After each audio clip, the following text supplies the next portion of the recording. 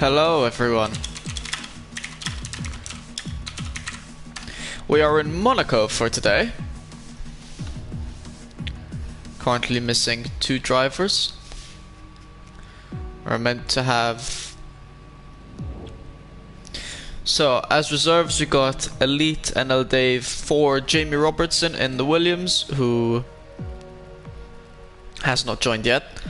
And we've got another guy, Leclerc 1090, who hasn't joined yet today. He'll be probably joining during qualifying.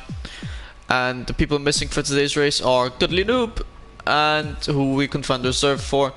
And unfortunately we still have another 3 empty slots, which we haven't been able to find drivers for. But apart from that, we're gonna have 15 drivers for Q1, so no one's gonna be getting eliminated, but you still gotta do a lap. And yeah, we'll be off soon. Just got... You see where Dave is.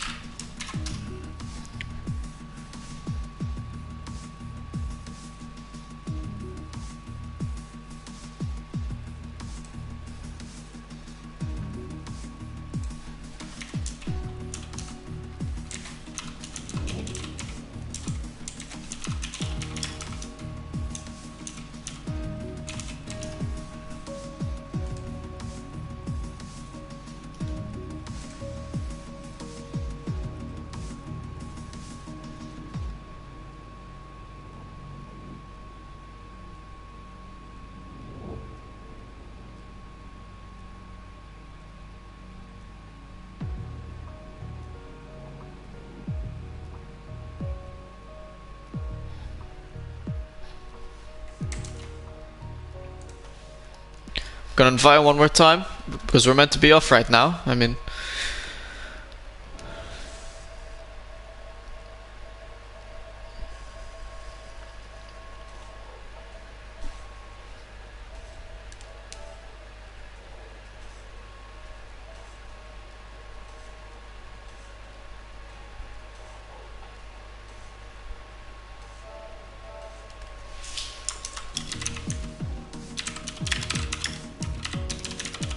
Wait, I'm not sure if I have him added.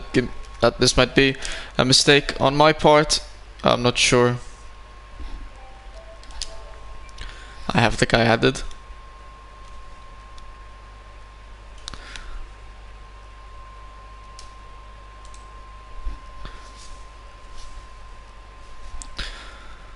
This is my bad.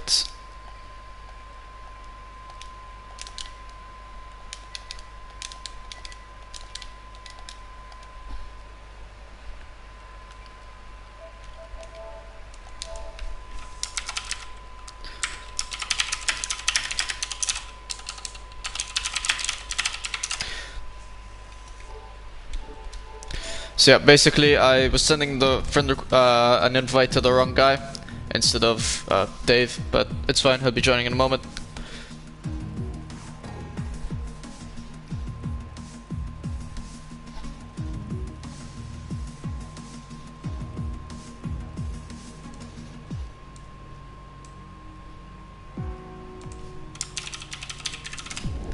Alright, and I can quickly invite him.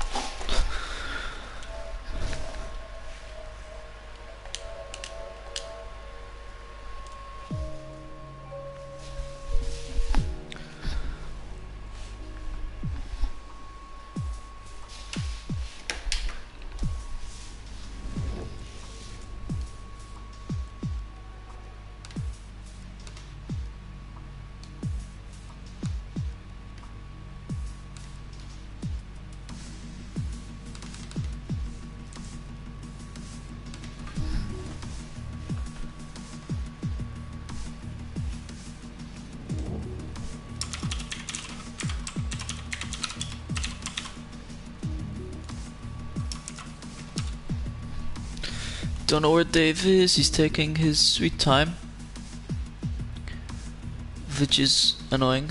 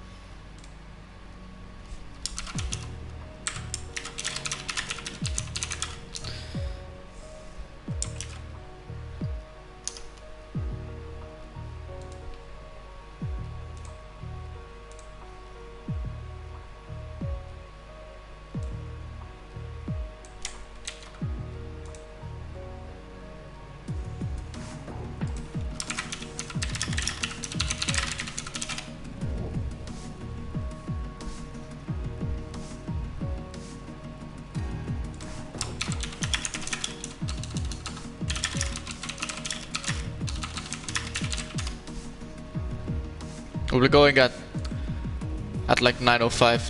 I'm gonna give him a minute. If it doesn't come, we're off.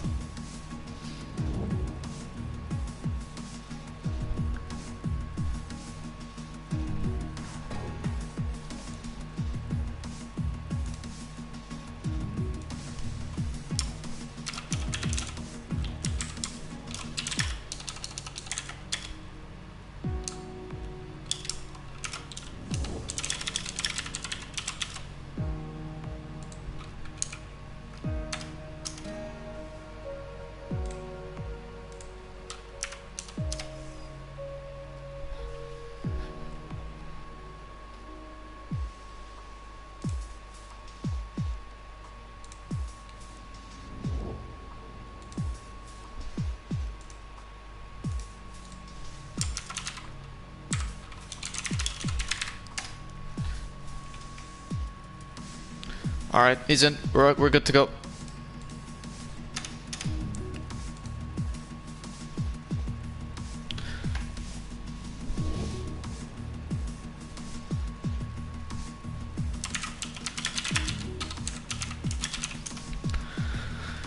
Alright, so Monaco. No one's going to be getting eliminated in Q1. However, we could see this. Everyone still needs to set up at least a lap. Doesn't need to be a fast lap. It just needs to be a lap. But we still could see people retiring out of that. Monaco, a tricky circuit, easy to crash out. And I wouldn't be surprised if we saw some of that coming in qualifying. Obviously, qualifying drivers going to be pushing as much as they can. So yeah, we could be seeing some crashing out, especially in Q2 and Q3. Especially, even more so if it's raining.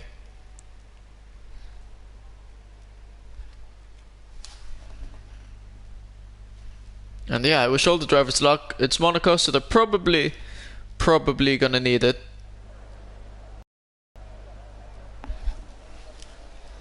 Looks dry so far. Obviously no guarantee for the race and the rest of qualifying, but dry so far.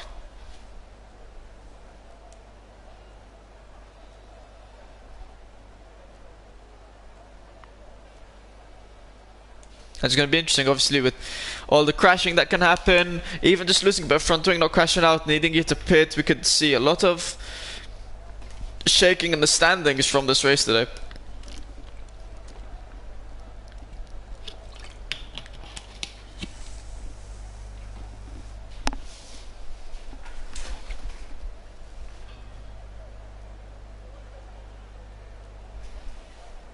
No one's come out, yep.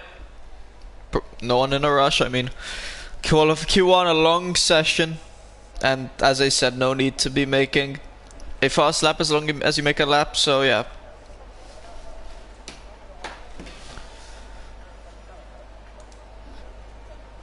we just wait patiently for drivers to come. Race is full sun, which the drivers will definitely be enjoying that. Have one less thing to worry about. So yeah, Martin's first driver out.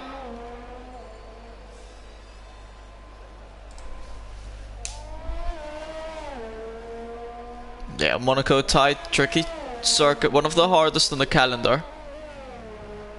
And any piece of front wing you lose could be detrimental.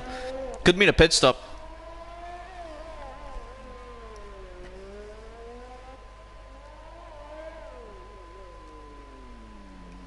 That corner, you just know disaster is gonna happen through that hairpin, especially on lap 1, where we're gonna have all the drivers bunched up together.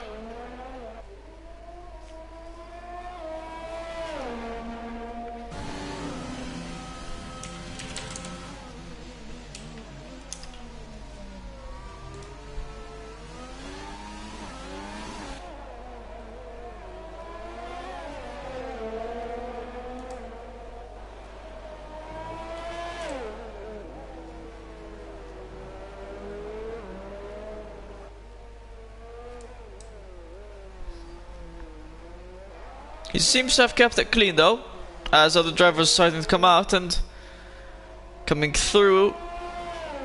He's gonna start his actual hot lap, because if that was his out lap, but As other drivers decently spaced out. We see I think that's the Haas of Faxland or of Elite and El Dave in between the two Mercedes, who'll be wanting. Actually, we can quickly check who that is. It is Elite and El Dave. He might want to back off a little from that Mercedes right ahead of him, because he does not want to be going into the rear of anyone. And same goes for Half Shot. Sorry, not Half Shot. Surbulf, who's behind Elite and El Dave, might want to give a little space to Elite and El Dave to make sure there's no incidents, no contacts between anyone.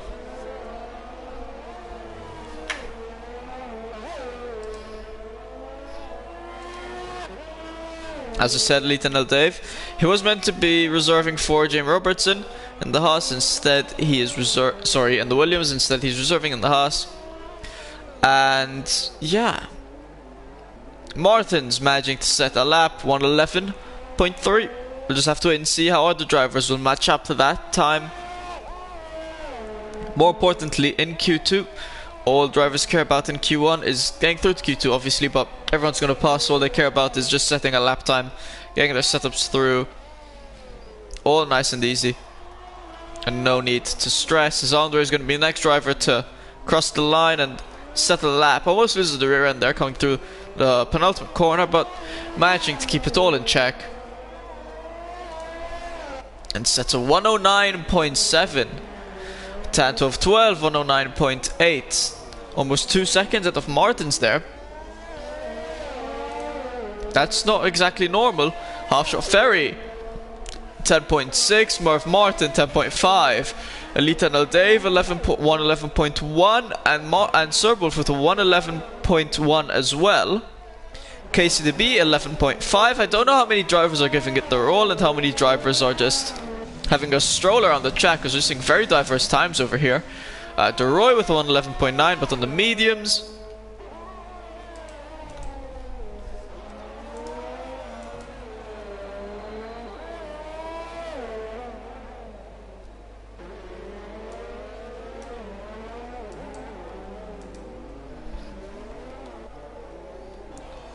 Almost everyone now sets their like one lap that they're required to do, and Sonev's currently the next person that will be setting a lap unless he crashes out or invalidates. It's very hard to invalidate your lap in Monaco.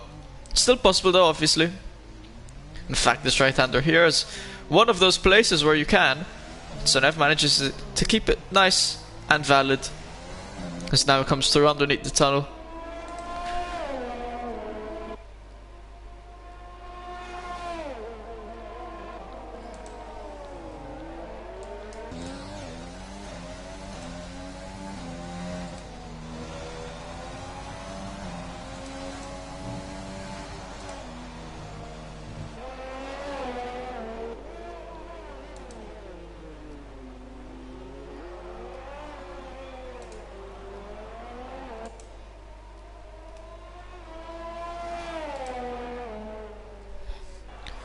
And Sonev 110.9 on mediums. Very good pace from Sonev on the mediums. Then again, I don't know how slow the mediums are in comparison to the softs, but I'm guessing softs have quite a decent advantage over the mediums.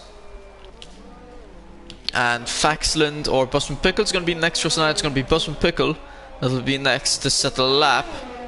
Faxland's currently making his way through Sector 2, while Busman's about to finish the lap, coming through the final corner just about now. Actually, he's entering the pits. Lap not good enough, apparently. I don't know what's the deal here. Maybe he's thinking of doing a lap, doing some rounds on mediums. I don't know. Oh, yeah, Faxland.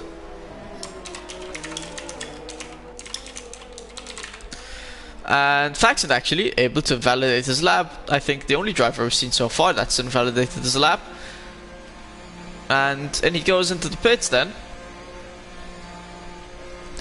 It's Q1, so no real need to unless you're down on fuel. But even still, you could do a lap in low fuel mode, and it'll be good enough for Q1, since no one's going to be getting eliminated.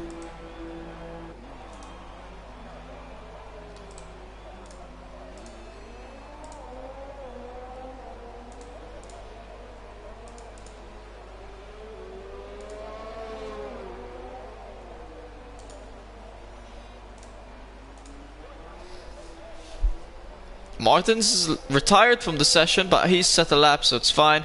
He's done so, I'm pretty sure, in the pits, so he'll still be passing to Q2.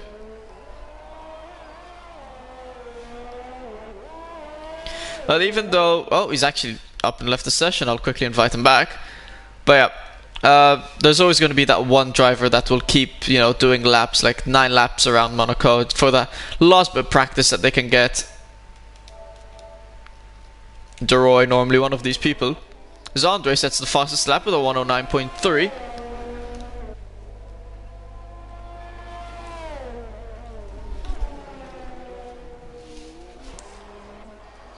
I reckon Deroy will be going like a strong 9 laps on those mediums.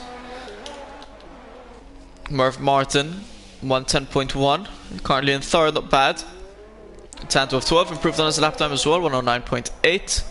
Dexacinio set a lap, 11.6. There were some changes in the standings. I think Halfshot might have improved, or Serbolf. I'm not entirely sure. Hell, it might have been Sonev, I think, actually, that went up into fourth at 110.4. Hey, Pumpier, just set a lap time, goes up into second, 109.6. See some yellow flags in sector 3 for the Alfa Romeo of Merv Martin. I hope he's in check. His front wing seems to be all good. Maybe he was just slowing down to prepare himself to come. Invalid lap. He's done 4 laps on those softs. He's thinking, oh, that's probably enough driving for me for now in Q1 at least. Faxel and JT Gelato, Bosman Pickle, all on their out laps, and yeah. Bosman Pickle actually starting his lap now, going a bit aboard with him.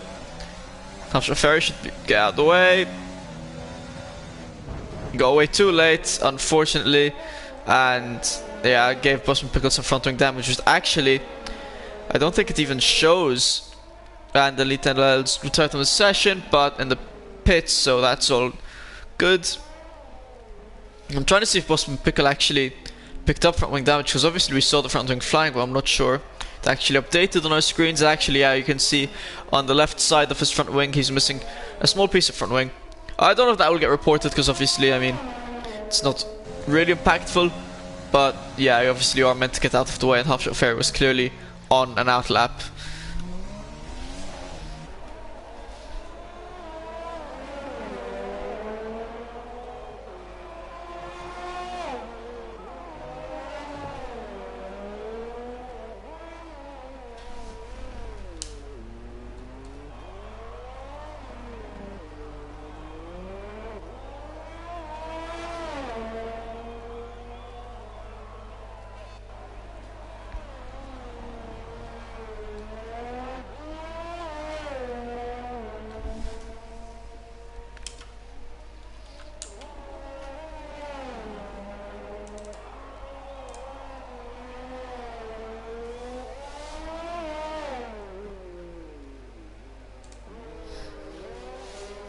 So, Bosman Pickle has set a 112.4, currently the slowest time on softs as well. Obviously, he had front wing damage, so that's going to be very impactful. But as I've been saying, no need to set a fast lap time. All you need to do is set a lap time, regardless of how good or bad it is.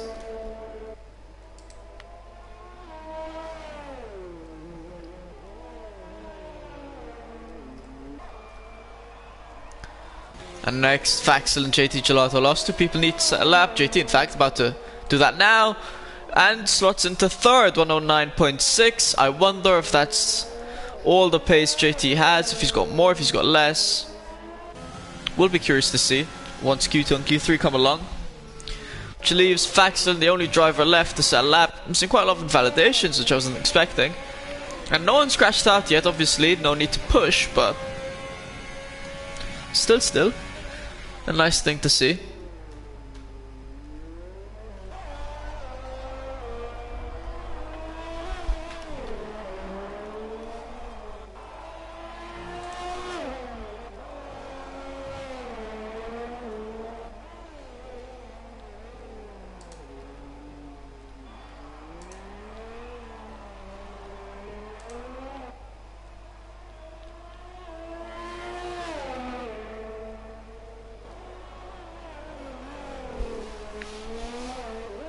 Faxland into 12th, 111.5.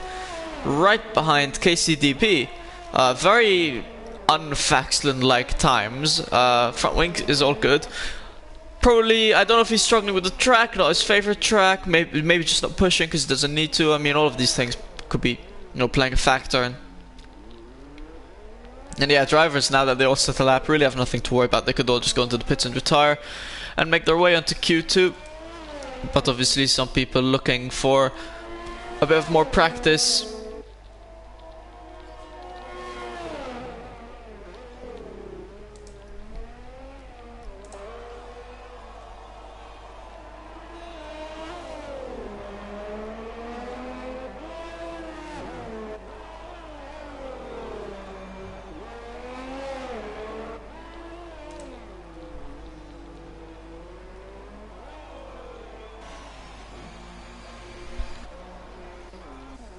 On board with Andre. Oh, never mind. His lap is invalidated. A lot of people in the pits. Roy, Busman, Pickle, both on out laps. I think Busman's looking to do a lap with a proper front wing to get a better feel for the track.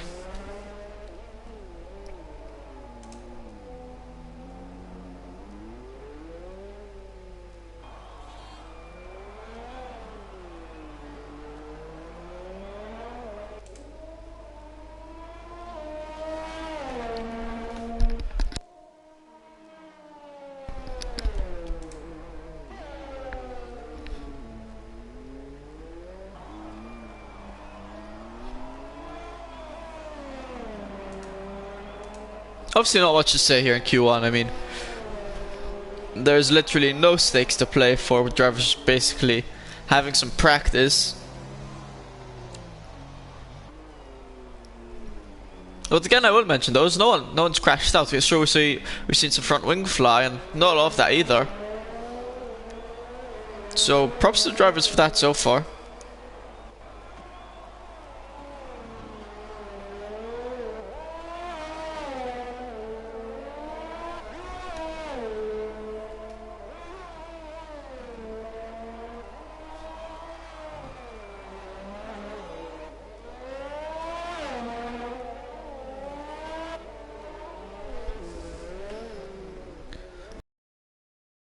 From the session.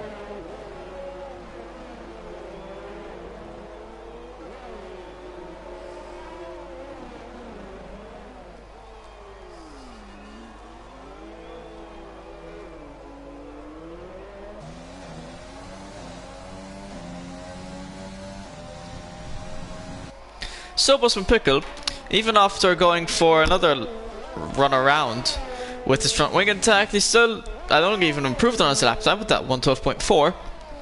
Now under a minute and a half left in Q1. And a couple of drivers on outlaps, and actually one driver on outlap, the rest of people actually doing laps. Again, getting some more practice in.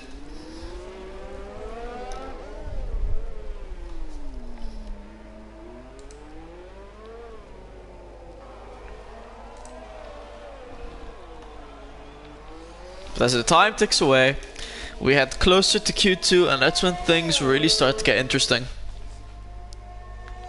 Apparently KCB hit the wall and got damaged during his lap, so that's why it's only at an 11.4, so I could see some more pace out of him. I think he hit it, I'm not sure if it was in the tunnel, I'm not sure. But if it was underneath the tunnel, I would have had still a good almost half a lap, 40% of the lap left. It's definitely a chance to improve on that lap time. Busman Pickle managing to improve on his lap 11.7, but that's only a 10th ahead of the Roy, who set his lap time on mediums of a 111.8. So Busman Pickle not finding a great amount of pace. Faxland up into 4th. A much better lap time from him, 109.7. Heptumpier doing a lap now. JT Gelato, fastest lap.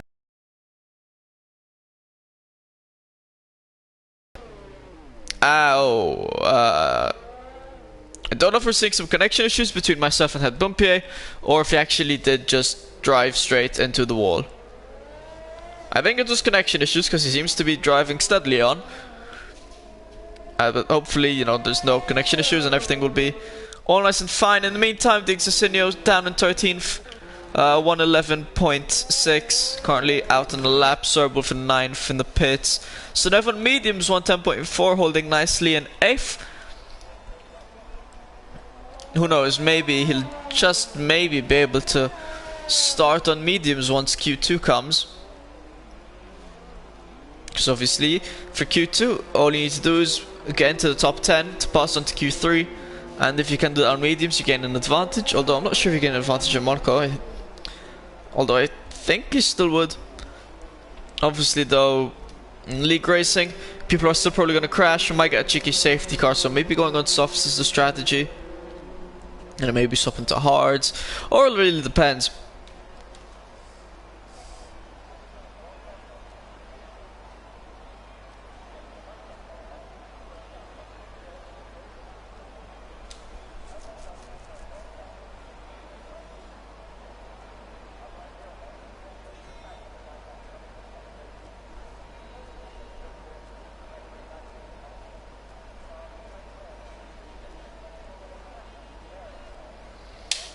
Yeah, Q1 is done. And now finally, things start getting interesting. I mean, obviously you can see a general idea of pace, but not the grandest of ideas either, I doubt. Everyone is pushing. Obviously no need to be pushing. So yeah, now is when drivers will really start to get their driver hats on and drive for it all.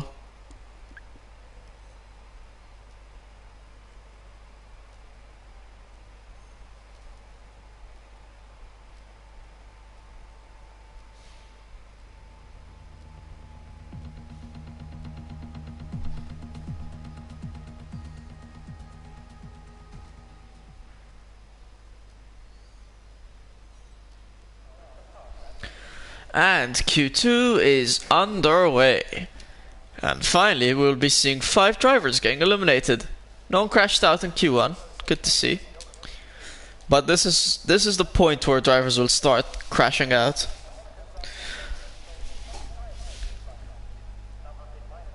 Yeah, KCB in Q1 crashed under the tunnel then once again on the swimming pool. So yeah, not the grandest of laps from KCDB, but so which is actually good. We might see KCDB actually enter the top 10, which we don't see all too often. Could rack up some good points for AlphaTauri, 8th in the standings. Martin's first driver out, fellow teammate in the Renault. DeRoy follows him. Both going out as quickly as they can.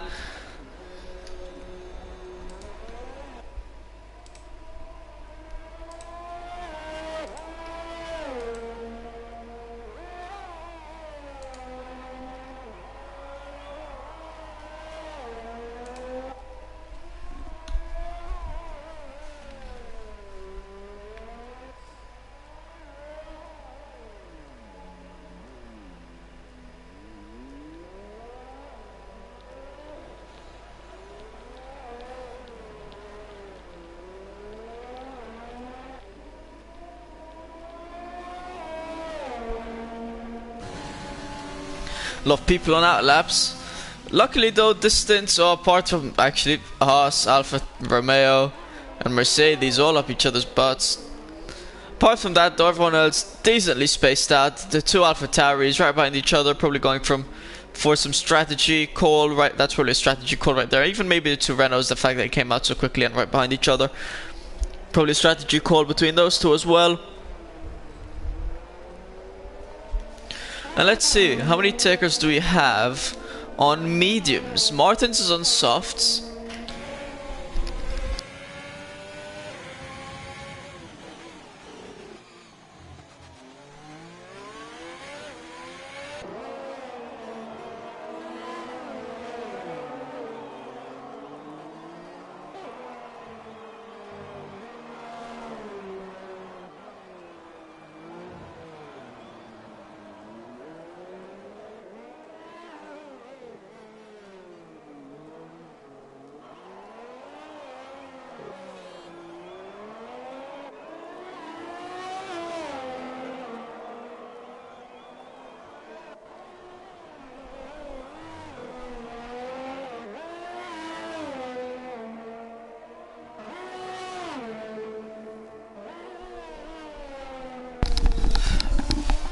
And I'm back. Had a slight interruption. So, we're seeing on drivers that are on mediums. We've got Merv Martin on mediums. I think he's going to be one of the only takers. Elite and L Dave is trying his side of things on mediums. The Exosinio as well. Martin's set to 111.0. And yeah, not a lot of drivers out on mediums. The Roy 110.1. Busman Pickles out on mediums. It'll be interesting to see what JT Gelato does. And Sonev, if I'm not mistaken, also on softs. Might have had a chance to go through on mediums, so interesting to see that he tried out on softs immediately. The Exosinio, in fact, on mediums 111.1, Tan 12.12, 110.3, 2 tenths behind the Roy. And now drivers starting to get into the 109s again. Faxon 109.6. JT, if I'm not mistaken, had the 109.1 in Q1, so still half a second between Faxon and JT Gelato's last lap time. Half Shot Ferry 109.9. Het Bumpier 109.2, very close to JT Gelato's last lap time. Sir Wolf 110.3. Murph Martin on mediums 110.8. Elite and El Dave 111.0, also on mediums. In case to be on softs, currently only 111.2. Sonev 110.1. The two Alpha Tauris. 1 in 4th, 1 in 12th.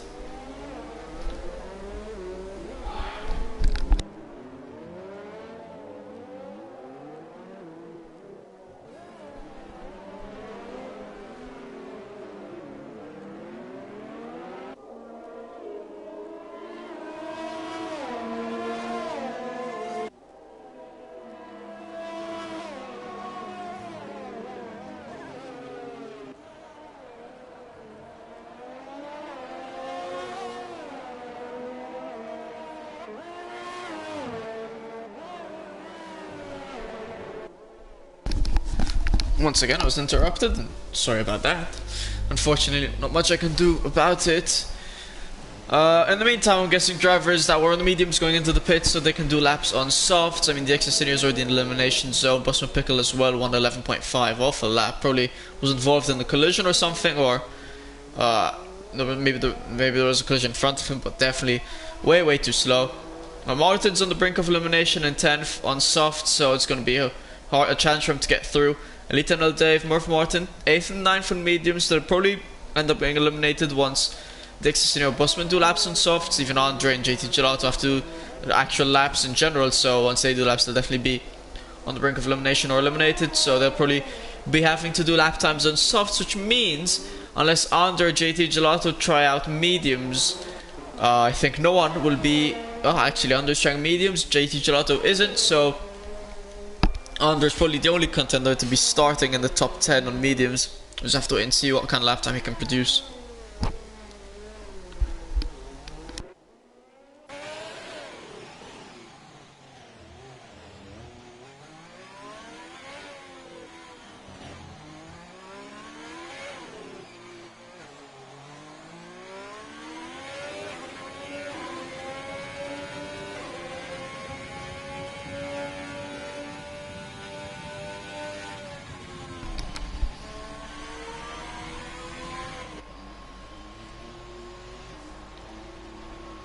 JT Gelato, who was on an ad lap, just re-enters the pits.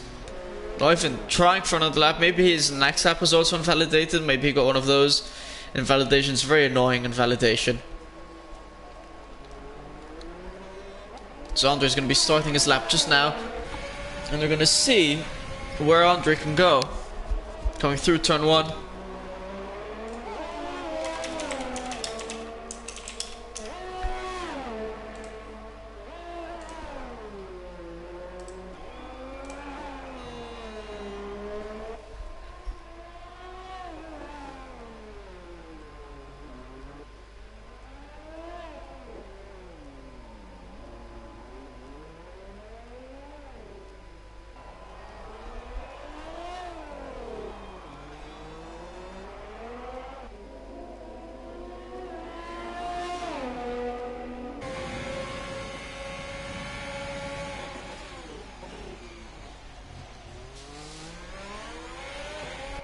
Currently coming through the Nouvelle Chicane. Gotta be careful. Swimming pool, you can come through the swimming pool with a lot of pace, but very easy to damage your front wing. You gotta be careful. Game said he got the fastest sector 2 on mediums, which is very interesting.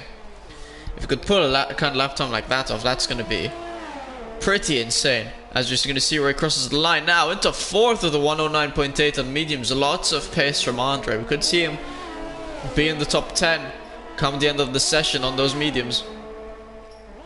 I would not be surprised. JT Gelato on an out lap on softs.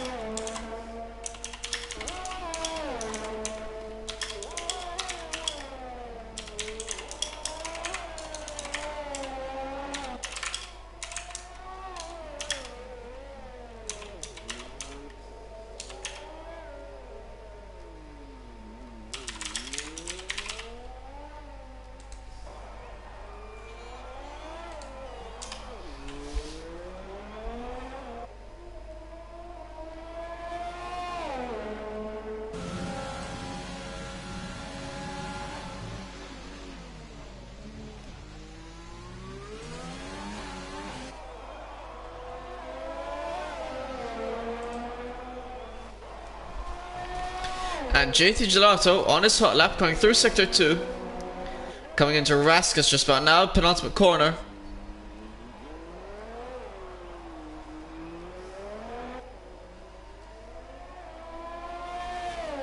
And he is going to go into third only, 109.6, a much better lap time in Q1. Wonder what's the reason for the lack of speed in Q2, maybe not giving it all too much to save the tires a bit.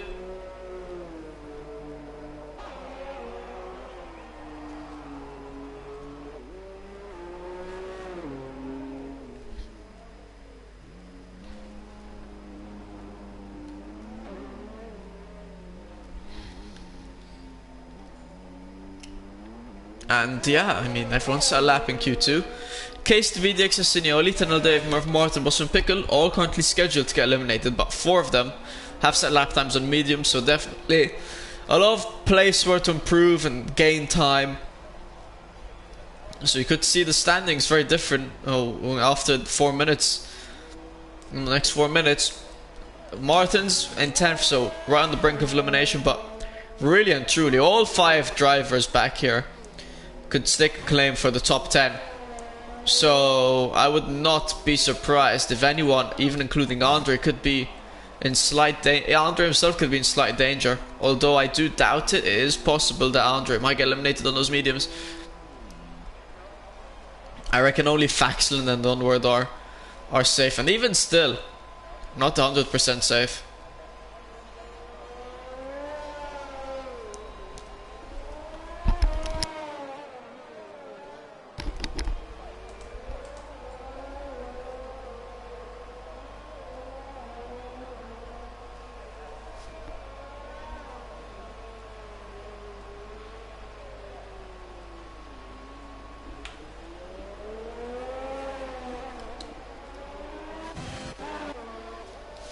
Of 12, nicely in second.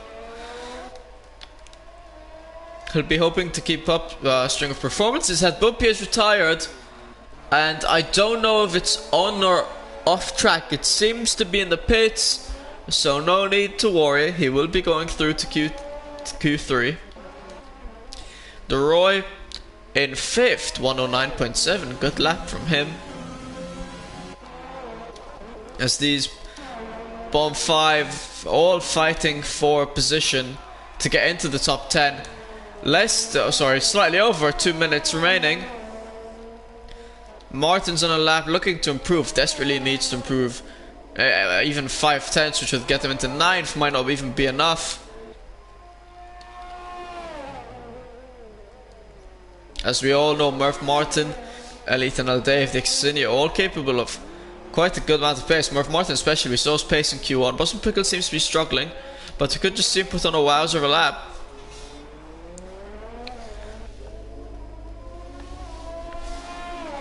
And yes, indeed, he did retire in the pits. I mean, no cause for worry.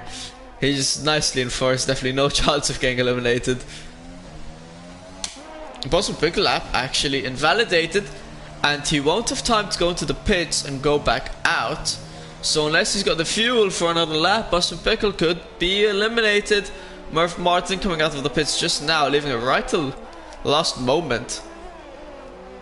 Very much the last moment. He's gonna have to really step on it if he wants to be able to set a lap. JT Gelato retires from the session in the pits, so no cause for worry. Elite and Dave's retired from the session, and I'm not sure if it's not in the pits, because Vaxons was the last in the pits, so that means that Elite and Dave will be getting eliminated. And just barely in 11th, Martin's improved into 9th with a 110.1, which would serve Wolf at the brink of elimination. Dexacinio, I think, improved on his lap with a 110.3, not enough to get him into the top 10. In case they be in the pits, seemingly like he can't improve. The 111.2 has to settle for 15th. Merv Martin with 15 seconds left.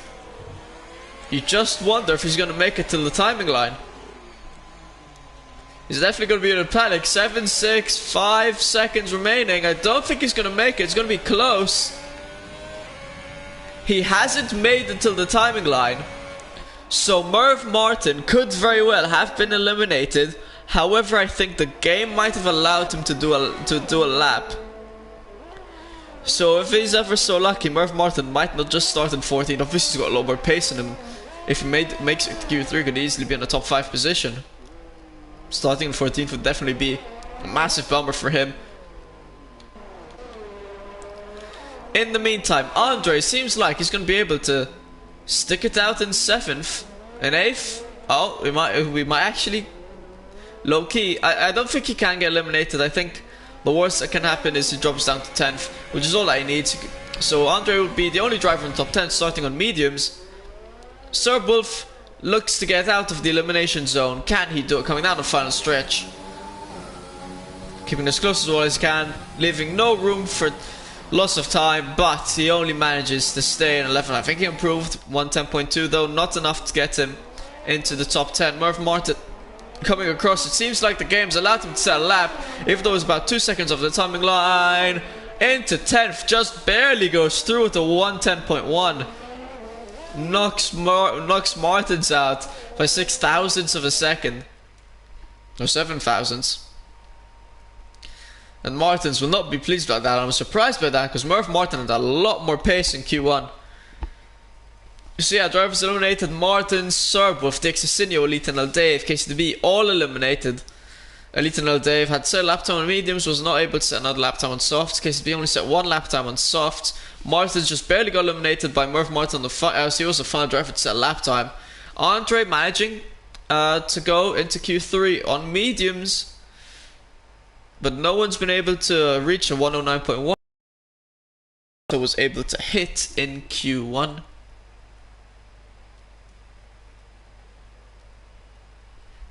And that rounds up Q2.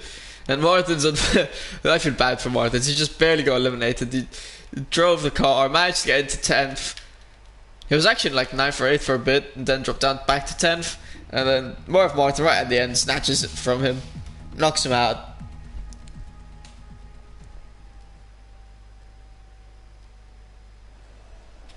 And Q3 is underway. At this point, no people get eliminated. You're all fighting for the best possible lap time. I'm gonna re-invite Martins.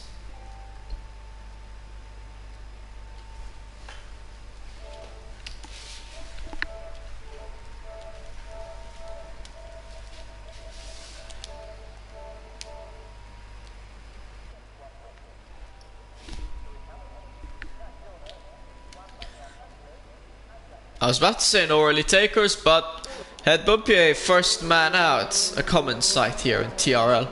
Followed by Faxland, one of the two Alfa Romeos, who is the only team to have both of their drivers in Q3.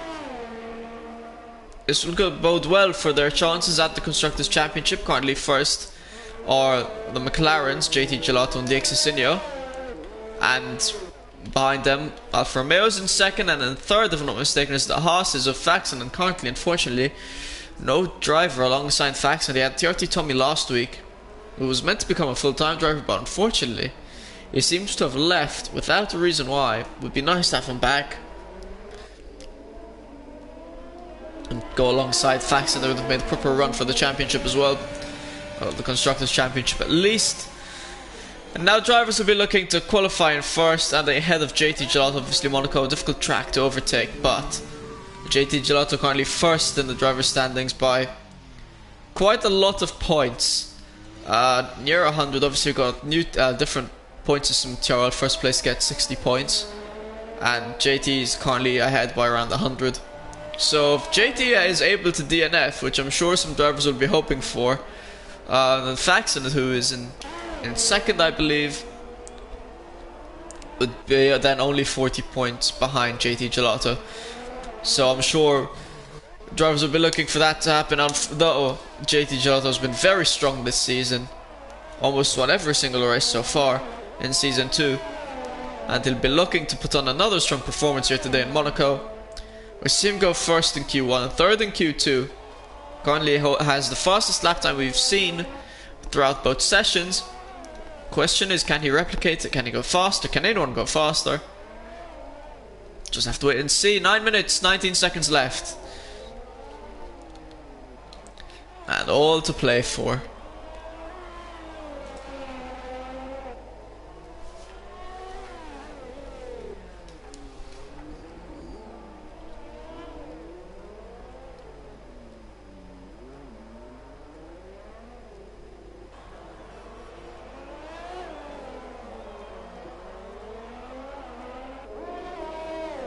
Apparently KCDB it was actually around 6/10 on his lap, but he unfortunately invalidated his lap, so he could have very well been through into Q3, which would have made a lot more sense. It looked like he would have had the pace to go into Q3, but unfortunately for him, got eliminated for track limits. In the meantime, Het Bumpier, the first driver to go into the 108 here in Monaco, 108.9. So that is a lap time JT Gelato has not been able to go faster. And Tanto of 12, 109.1, around the same lap time JT Gelato did in Q1. And in fact, JT Gelato is in third with the 109.2, so very close. Andre 109.4. From the lap times we've been seeing on the mediums of Andre, I reckon he's got more pace on soft, so he could see maybe JT Gelato drop down further. Maybe JT is able to produce even more pace later on in the session. Buster Pickle 109.7, he's been struggling for pace earlier on, but seems to be finding his footing slowly. Half Shot Ferry 110.1, I think we can see more pace from him. Merv Martin again with a 110.1, we saw him into the 109s and then very strong lap time. And again, I think it was in Q1, but struggling for pace now. And Sonev, DeRoy, both on hot lap, sorry, Faxon on an out lap.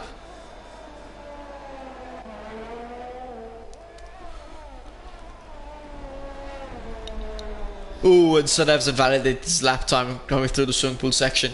As I said earlier on, swimming pool section, very easy place to go very fast, getting a lot of time, but I had said very easy to break your front wing, carrying so much momentum, which is true, but you could also invalidate your lap time very easily. That is what Sonev has done. JT Gelato moves, I was going to say moves out to third, but no.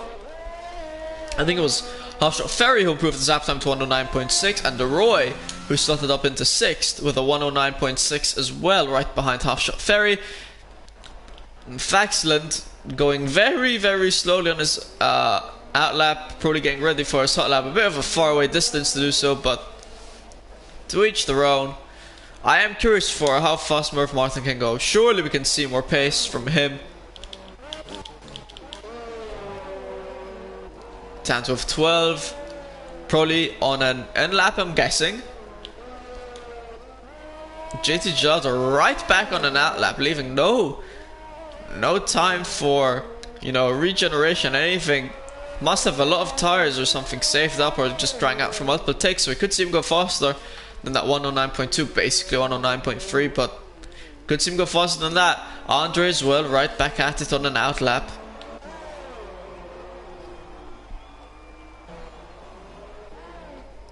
I think Sonev only has one set of tires remaining, so probably be waiting to go out later in Q3. We've had no rain so far. I don't think we're going to be having any rain in the race. I mean, that's what's been told. That's what I've been told. So the drivers at least don't have any rain or water to be worrying about. Unlike WrestleMania, where yesterday weather delay, 20 minutes to half an hour weather delay was pretty interesting, pretty funny.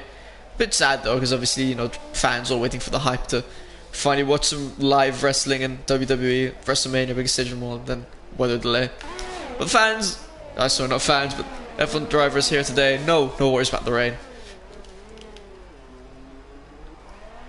There's Vaxel in the back to set his lap time. Ooh, in definitely connection issues. No way he's been drifting around like that. Into 5th, 109.5. Not a bad lap, not the greatest either, but not bad. So it's right into the middle of the pack in 5th. Leaves Sonev, the only driver left, to do a lap. I'm pretty sure he'll be doing a lap later on, whilst there's around 3 or 2 minutes left in the session. Doesn't have KCDB to assist him with some cheeky little slipstream. This time around, Andre, I think if I saw correctly. Never mind, I thought I saw him get a purple sector 1, but I don't think it was him. Or if it was, maybe the game was glitching on me because he had not passed the sector 1 timing line just yet. At Bumpier doing very well in first with a 108.9. And slightly over 4 minutes left here in Q3.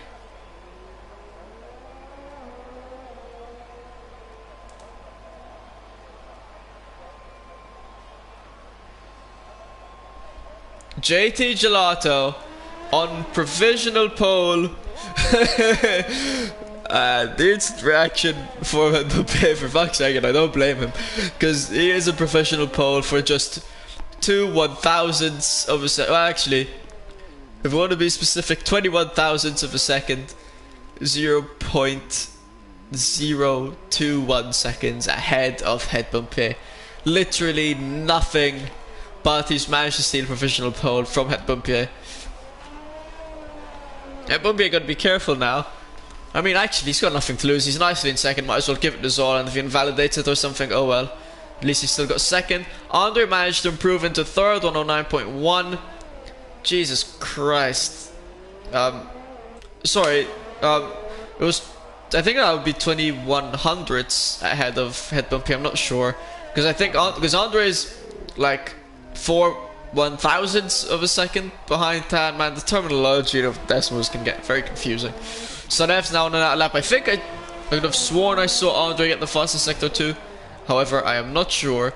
Almost invalidated it coming through the swimming pool section, but I did it now coming through Raskas. Be interesting to see if we see any dive bombs actually in Raskas. Maybe because there's a free safety car. So everyone on that lap's got to be careful he doesn't invalidate his hot lap. He's already invalidated his out lap. He only has this one try left, and I'm pretty sure he has not overfueled the car, so I'm pretty sure he's only going to have this one take. So he'll definitely be not wanting to invalidate it. Head Bumpier on an out lap. JT has already set his final lap, unless he comes out round about, well, he's got about 50 seconds to come out to maybe do another lap. Andre as well. Tan's on an out lap. Faxon's on an out lap. Murph Martin currently on a lap, currently with an 109.5. Has improved, but I feel like he's got more pace in him. But I don't think we're going to be able to see it, because unless he's got enough fuel, yeah, it's even still though. Don't think he's going to be able to improve on that lap time. So now for now, coming through, managing to keep it clean and valid, and see what he's going to be able to do through the Novell chicane.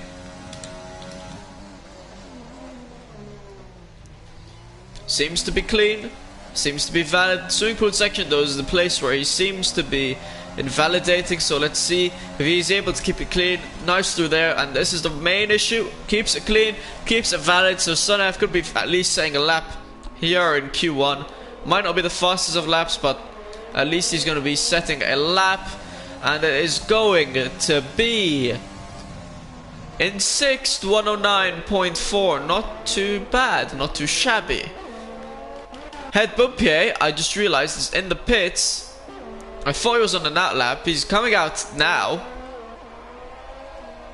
He doesn't have enough time to set another lap unless he's going to be cutting all the corners, which I mean, you're not meant to, but hey, if I was in a situation, to be fair, I would as well. But still, you're not meant to. But anyway, Offshot Ferry in 3rd. I just realized he's in 3rd. Made a lot of improvement with the 109.0. Currently in 3rd of Andre on an out lap. He's going to be looking to improve 109.1. Good lap from him. Tan as well. Both 109.1s. Both of them will be looking to improve. Yeah, so now I'm not going to be able to set another lap in 6th, 109.4. Faxon coming through the final penultimate corner. Coming to Raskus and all that jazz. And into 4th, 109.1. An improvement from Faxon. Still not enough to get him into top 3. 4th place finish for him, unless anyone has something else to say about that. Merv Martin's lap time is invalidated. I think he was showing off that bit of extra pace that he had, but invalidated into 8th. Bumpier, invalidated his lap time. Not happy with that. So he'll be starting in 2nd with JT Gelato snatching off another pole position from drivers just by a fraction of a second. Unless Andre's got something to say, down in 6th. Oh, I think he's tapped the wall over there. Probably lost some front wings, so probably will not be getting a faster lap time. Bosso Pickle down in 10th. Can he do anything to improve his lap time? Maybe not. Start in 10th. He's got Deroy ahead of him in 9th with the 109.6. It's a 10th between them. Goes up into 9th, 109.6. 7 thousandths of a second ahead of Deroy. Basically nothing. JT Gelato comes through on his final lap and sets an even faster lap time with a 108.8. Insane stuff. A 10th ahead of Head Bumpier. And that rounds up Q3. Tan 12 was able to slot ahead of Andre as well with a 109.1. I mean, I've been saying 109.1s a lot, but it's just barely ahead of Andre. Before he was like 4 1,000ths of a second behind Andre. Now he finds himself like 5 1,000ths of a second ahead of Andre. Literally nothing. No, but it is what it is. Oh, Head Bumpy could have gone pole but picked up damage on his outlap. That is...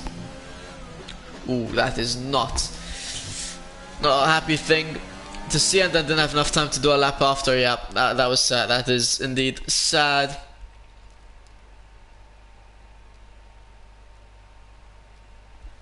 But that rounds up Q3. JT Gelato's taking good claim. Martins keeps leaving the session. I think I have severe connection issue with Martins. I need to invite him back, but I have to do it once we head into the formation lap.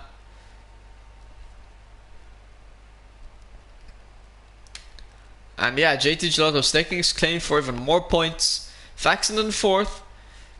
Faxon has some of the best strategies we've seen so far in TRL, so if you can pull off another masterclass of a strategy, who knows, maybe he could pick up the victory.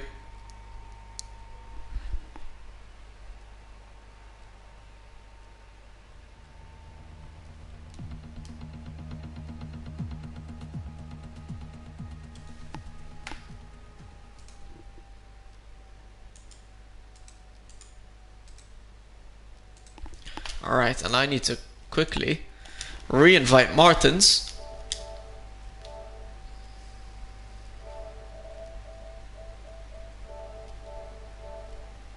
Just in case, I'm going to be sending him an extra invite because he's been having some connection issues, clearly. But yeah, driver saying the strategy, getting ready for the race.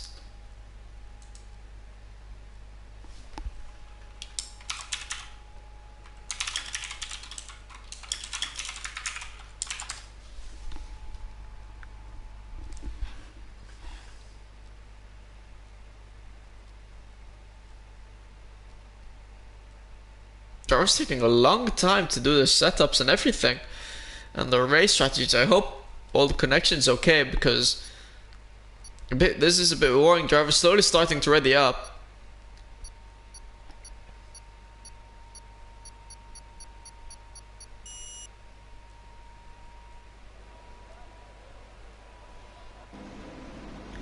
And the formation lap.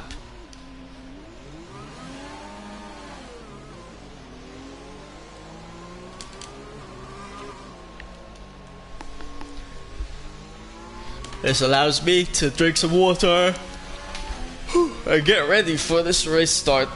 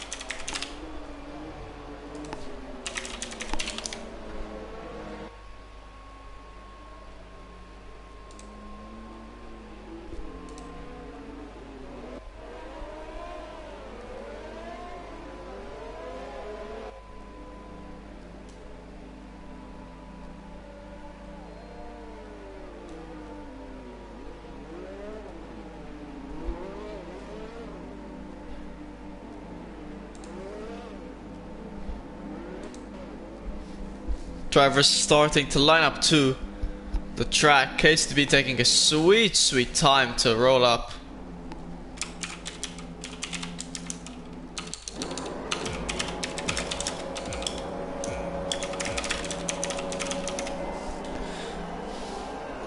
No heroics into Saint Devoe.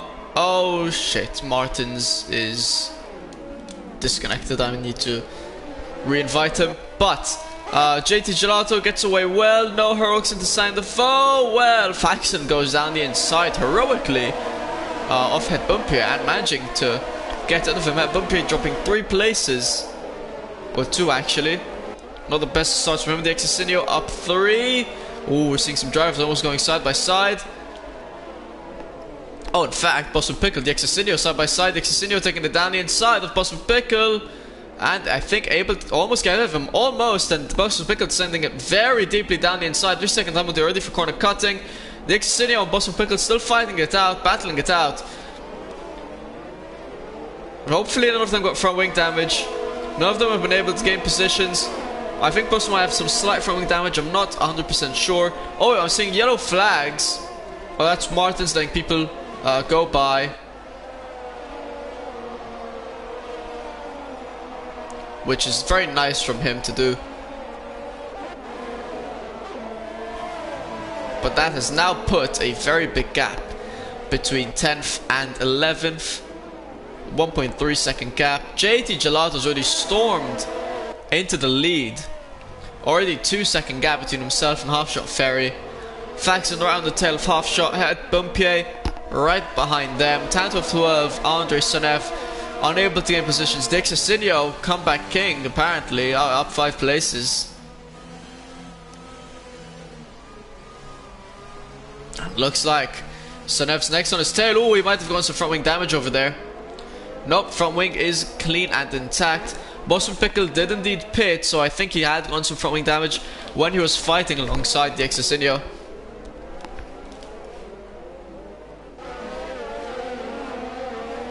In the meantime, Merv Martin's lost place.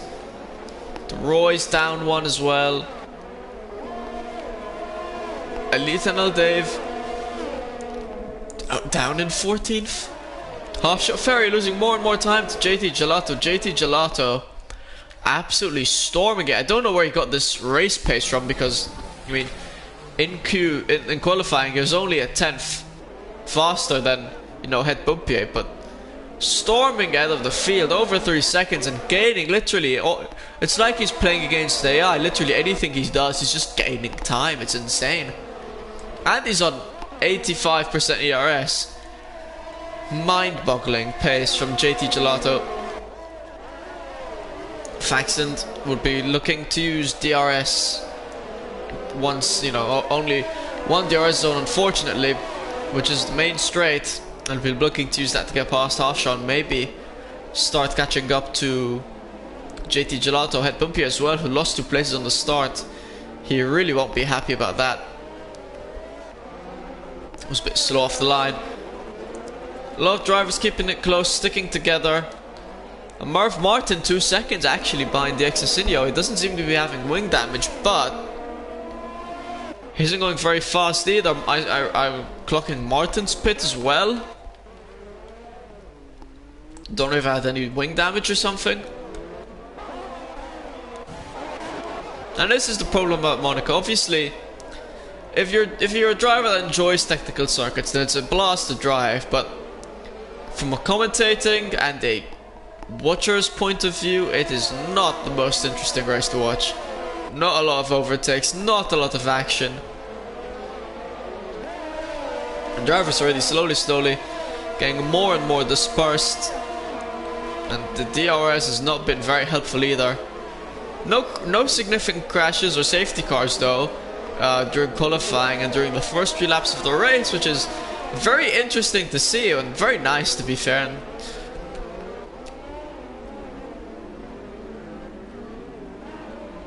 coming through the hairpin, very tight section.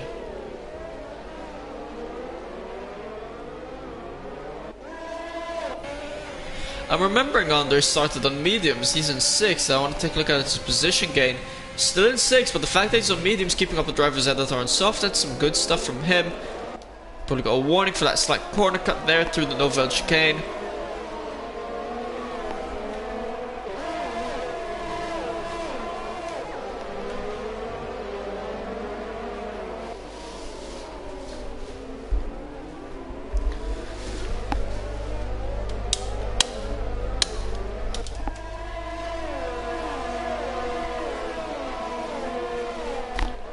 Half-shot Ferry 5 seconds behind JT Gelato, who's managing his ERS just as well as Half-shot, if not better, and is an insane amount of time ahead already. He's gaining a second a lap basically. Insane speed from JT Gelato. I don't know what he's done between the qualifying and the race, but blistering speed from him. No overtakes happening, nothing too exciting going down. Drivers, to be fair, pretty close to each other still. I mean, I know it's only 5 laps in, but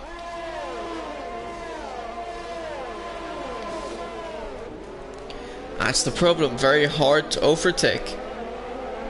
Not to mention Dirty Air probably being a bit of an issue, and obviously Dirty Air you can't... Oh, and that is KCDB.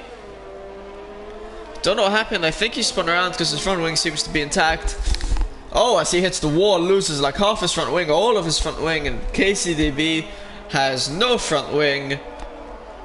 And he could very well be heading into the pits to retire. The Exosinio into the pits. Does he have front wing issues? I don't think so. Looks to be an old pit stop. Never mind. I think he's changing his front wing. I can't see because of this horrible camera angle, but I'm assuming he changed his front wing. As KCDB enters the pits, and he's not retiring, he's putting on a new front wing, putting on the hards. That's good to see, and let's see how far he can get. DRS is enabled now? Why is yours taking so long to be enabled? That's odd. Maybe that's why we're seeing a lack of overtakes, because the RS took 6 laps instead of 3 to activate.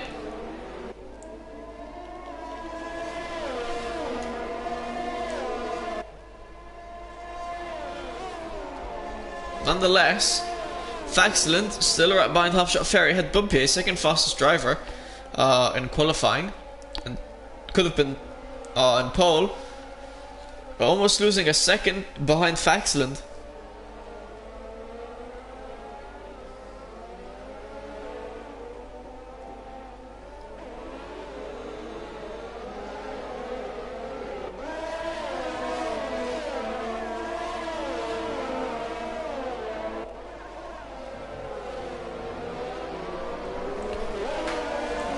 I say that, he's right on Faxland's tail now. Andre right behind Tan as well. The Roy right behind Murph Martin.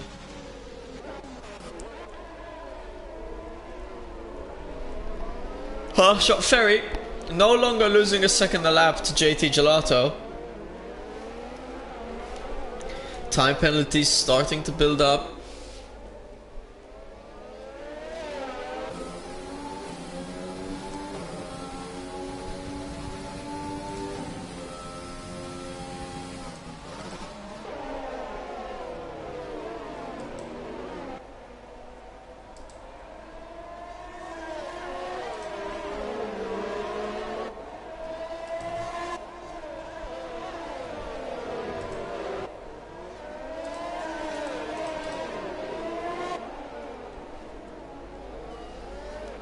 Oh, Andre Tan. I think Andre managed to send it down Raskas, and I don't know if he put Tan in the wall though, or if Tan went too deep and Andre took advantage of that. Serbo 5-second time penalty for speeding in the pit lane, and Sonev almost took a gander down the inside of Tan.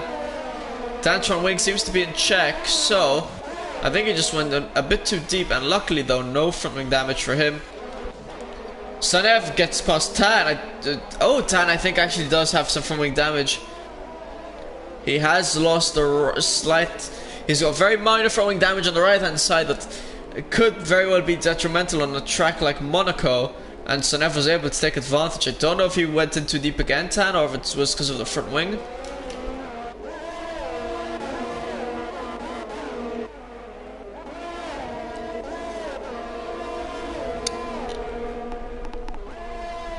And Murph Martin will be looking to gain if Tan has some, actually does have some front wing damage. He'll be looking to pounce on that.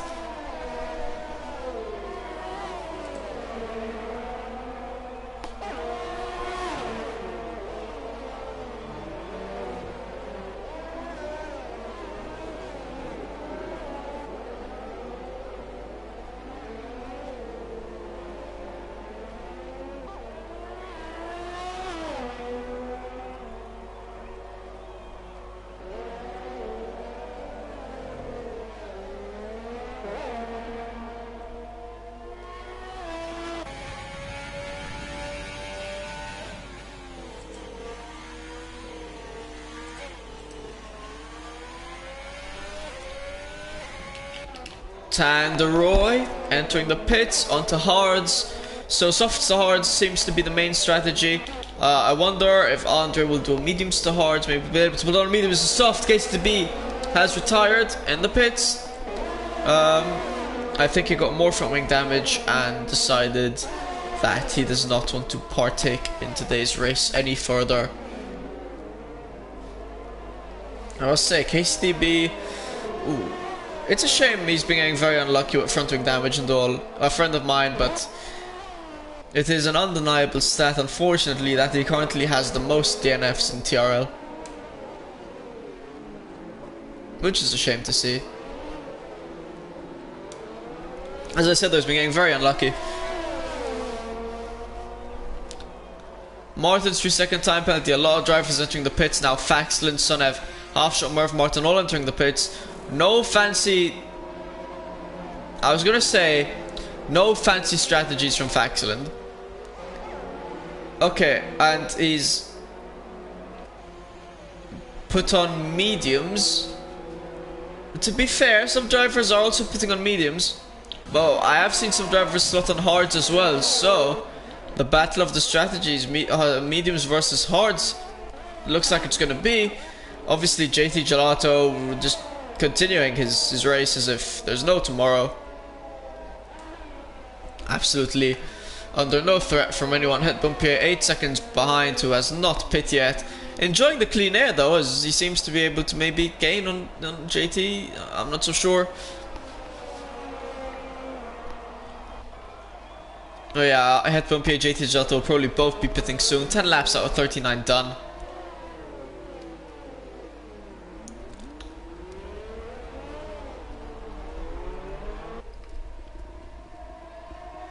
And JT Gelato has entered the pits. Het Bumpier not entering the pits yet. Probably enjoying the clean air. But those tires must be quite dead at this point. Apparently the original pit window is pitting on lap 11 or 12. So actually a bit of an undercut from Faxlin and the rest. And Het Bumpier. And actually even a slight undercut potentially from JT Gelato.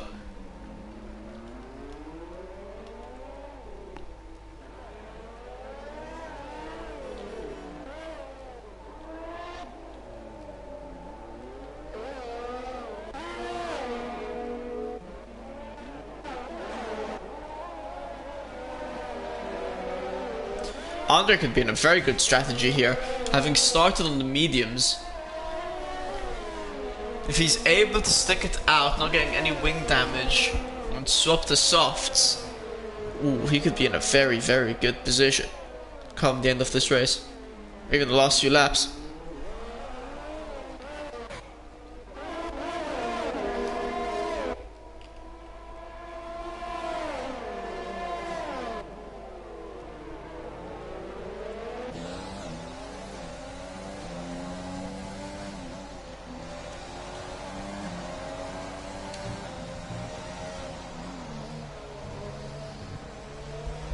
Senev looking to get past Martins. Senev quite a faster driver than Martins, will be looking to use DRS to get past. You could clearly tell he's feeling like he's getting held up behind him.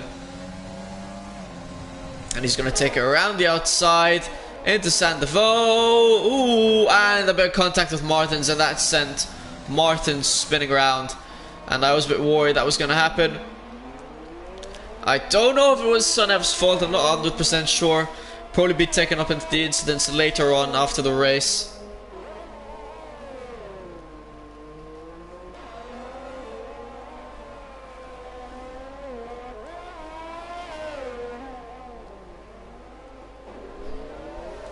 And he'll be having to enter the pits.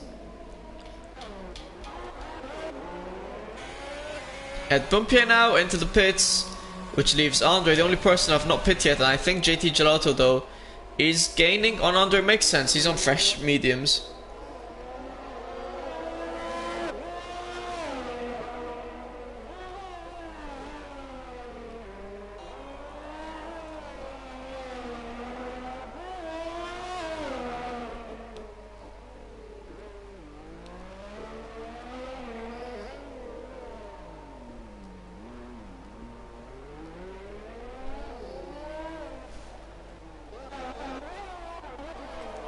Tan 12-12, closest person, the closest driver with, I can't speak.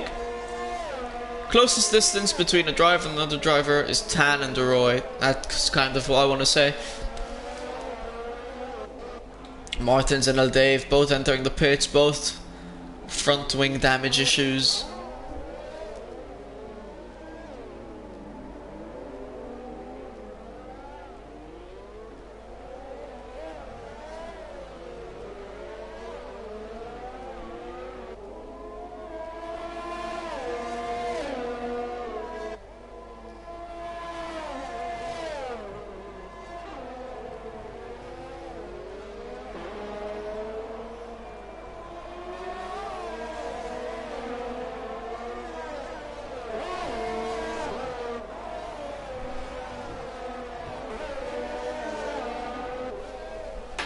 Tan, Deroy, both on hards, probably the reason why they undercut. They tried to do a softs to hards instead of a soft to mediums, but I don't think it's going to be working with them in the long run. Softs to mediums probably, you know, the faster strategy. Merv Martin only 6-7 tenths behind DX Asensio. JT Gelato has gained a lot and is only 3.7 seconds behind Andre Busman Pickle down in 12th. Cheeky little fastest lap on 12.016. Andre though will probably beat that once he pits for softs, which he'll be doing for now. He's got a while still left on those mediums.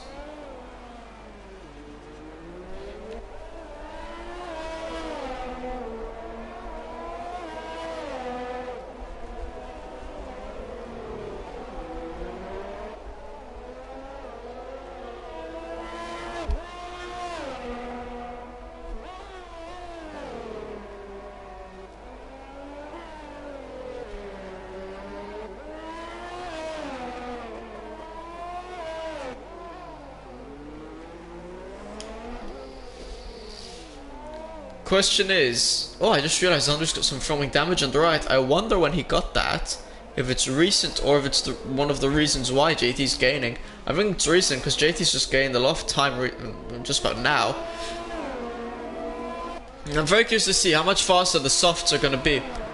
Only issue with this strategy is Andre's going to have to do a lot of overtaking once he comes to pit. And that could prove to be an issue for him because obviously it's Monaco. Overtaking is a challenge.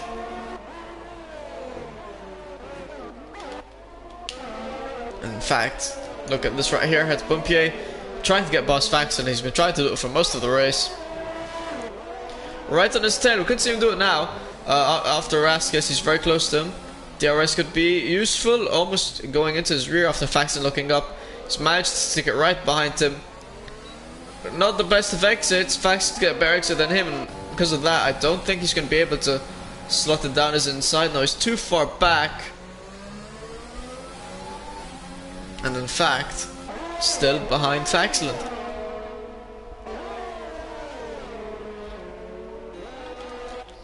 JT now will be looking to make a move for the lead to get past Andre. The question is, how long is he going to stay behind Andre? How well can Andre defend? Ooh, coming through the tunnel, Andre. Very bad exit. Lost the rear a bit, but JT is not able to take advantage of that and still behind Andre. Andre sending it very deep, trying to get away. Can feel the pressure of JT Gelato being right behind him.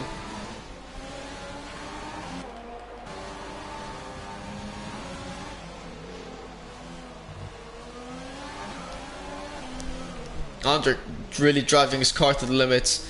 JT having fresher tires. 10 lap fresher tires, so he's definitely the faster driver here.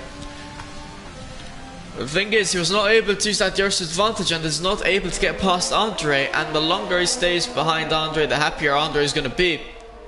Because he's delaying JT Gelato from being able to gain time for having clean air. And in fact, as you can see, Andre literally defending for his life, and he's lost more front wing.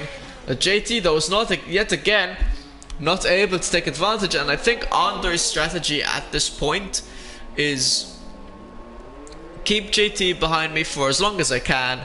Once he gets past, I'll swap in for a new front wing. Problem is, he's gonna have to swap onto hards because he can't swap onto mediums again, which is really annoying. As JT is gonna probably take it down his inside. Oop, my bad. Was not able to through the tunnel. Andre looking up, 3-second time penalty. And JT now is going to take it down his inside and gets first place. Into first he goes. So yeah, this is Andre's problem of strategy now. Maybe he can go one more lap because he's not even going to get DRS. He might, if he's able, yeah, he's going to get DRS. But he's going to enter the pits. He's going to change his front wing. Thing is, he can't stop onto the mediums, which would have been the optimal strategy because of the front wing damage. The softs probably won't last him till the end.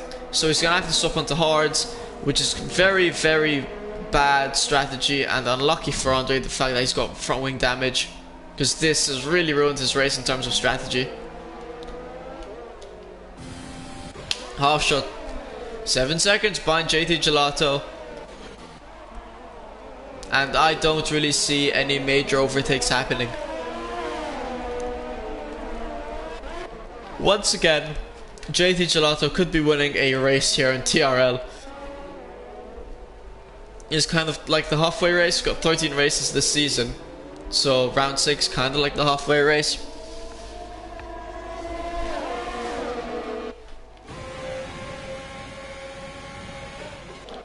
Serwolf entering the pits. Probably had some front wing damage.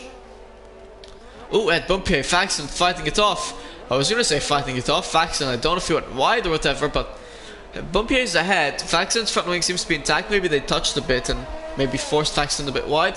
I'm not too sure.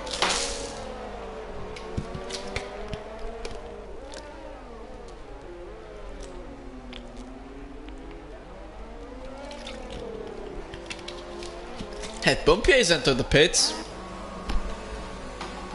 for a reason unknown to me. He's already stopped, so I'm guessing he's got front wing damage. Ooh, Ed Bumpier does, and that is unfortunate. This is almost a confirmation that JT Gelato will be winning today's race, because Ed Bumpier was the one who was really in JT's pace, and he stopped for another front wing for the hard compound tires, and is now further back, further down. Half shots losing more time to JT Gelato. So really and truly, JT has 20 laps of clear driving and clear air. I say that. He's got a lapped car of Martins right ahead, but the only threat to JT Gelato is JT Gelato himself. So unless he can keep his front wing in check, he's got no issues and will indeed be winning this race.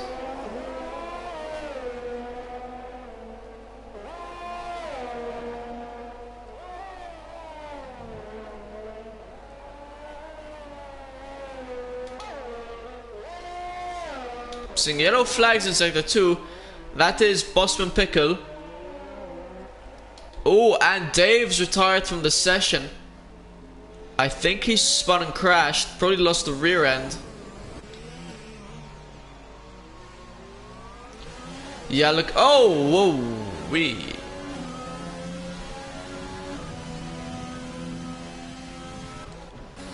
Yeah, Bossman Pickle needing the pit for front wing. Oh, 5-second time penalty for speeding in the pit lane.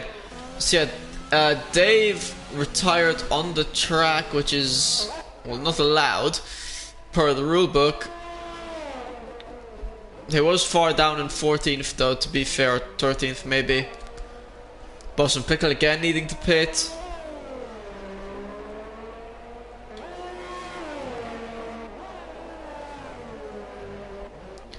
Very tight congregation of cars here. Dixie Sinio, Merv Martin, Sonev, Andre, all very close.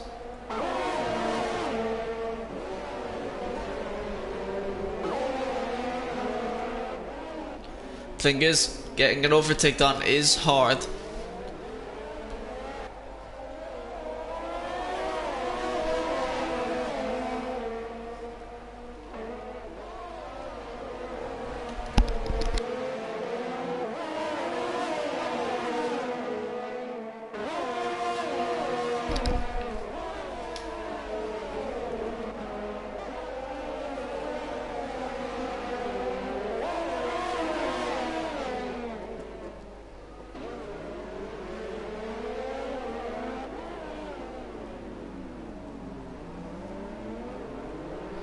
It's nice to see that these four drivers are keeping it clean between themselves. Front wing seems to be in check, clocking Merv Martins on mediums, so he'll be looking to get past Dixie Sinio as quickly as he can. Faxton, I think, is gaining on Half Shot Ferry. Could see a cheeky little move done in probably like 10 laps time. Maybe less.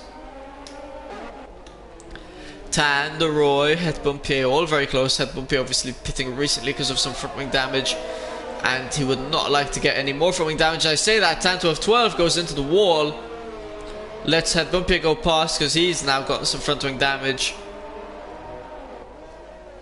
And JT Gelato still strucking along well. No front wing damage for him, keeping it nice and clean. I was saying he's probably not pushing the car too much. Half-Shot's got almost 100% DRS and JT's got like 20. Yeah, I don't know why Half-Shot's barely pushing the car. I mean, as you can see, he wasn't even using overtake for most of the tunnel, which is very weird, and I don't know why, because he definitely's got a lot more ERS to use during the straight where he can. Sonev gets past Andre, and yeah, no wonder JT's so far ahead, because I mean, apart from the fact that JT's you know, faster than Half-Shot Ferry, but Half-Shot's barely using ERS, any at all, and JT is almost at no ERS. In fact, even Vaxon also no ERS, no wonder he's gaining on Half-Shot Ferry.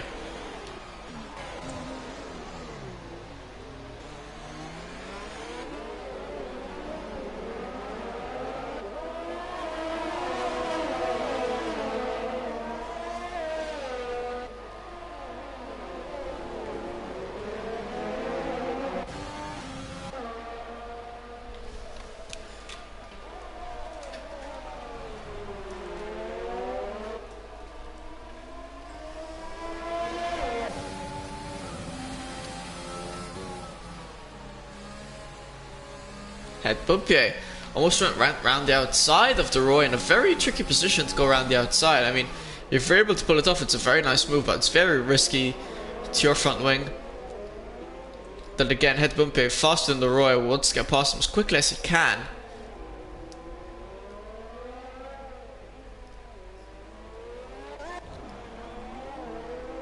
Bossman Pickle pitting again. I do feel bad for Bossman Pickle. He is pit 3 times. This is going to be his 4th pit stop. Serbuff as well. I feel bad for him not having the greatest race. And then Martin's Tan, Head Bumpier. They had to stop an extra time because of front wing damage. Elite and El Dave, KCDB would have pitted more another time as well, but instead they've DNF'd. They retired.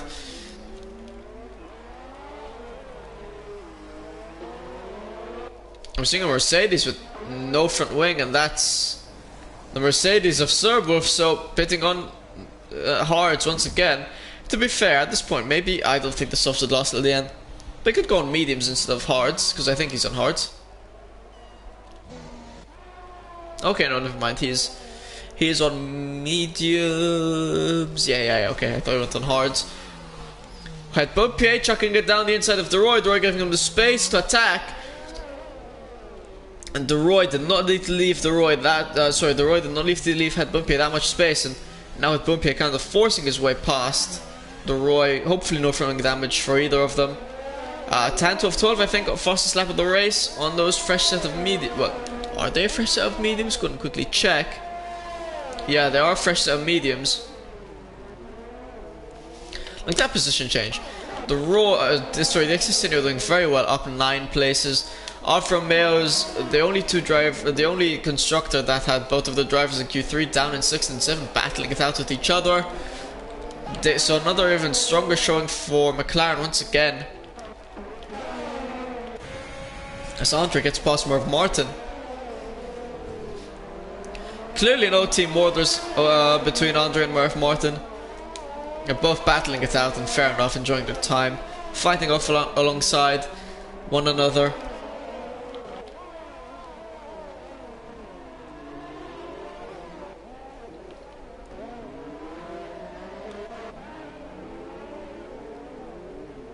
Time 12, once again, fastest lap of the race.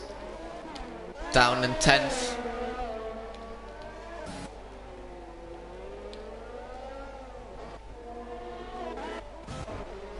Half-Shot Ferry, 16 seconds behind JT Gelato. I realized Faxon was gaining a lot on Half-Shot Ferry, but he does not seem to be gaining any more. Basically 3.5 seconds down to Half-Shot Ferry.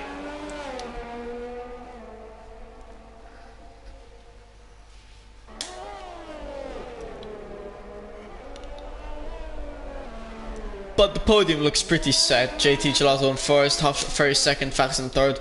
Looks to be pretty sorted. Race is gonna end like this. The Excesinio in fourth, 16-17 seconds behind Fax and JT Gelato. 3-second time penalty. Not common you see JT Gelato get a time penalty, I think. But still, Half Shot Ferry 16-17 seconds behind JT Gelato. That 3-second time penalty is going to make no difference to JT.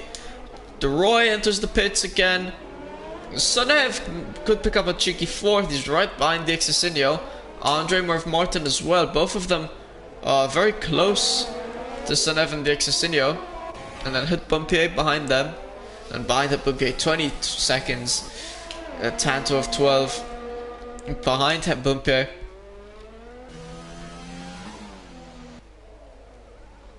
Unfortunately, a lot of extra pits. The further down you go, the more pit stops drivers having to make because of front wing damage, and in fact, Martin's having to pit because of front wing damage. Ooh, Hit Bumpy actually almost got front wing damage trying to get past Murph Martin.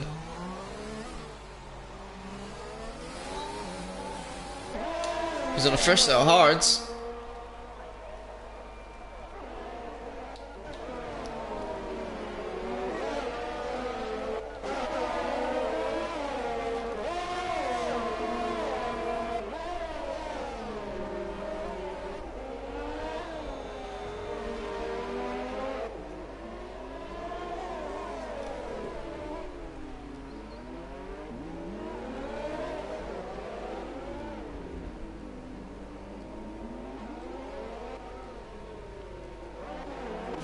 Sonev still really close to the Excesinio though, but still not able to get past. Faxton's been gaining on Half Shot Ferry, to be fair. About to hit 10 laps. Well, actually, sorry, we still got 10 and a half laps of racing.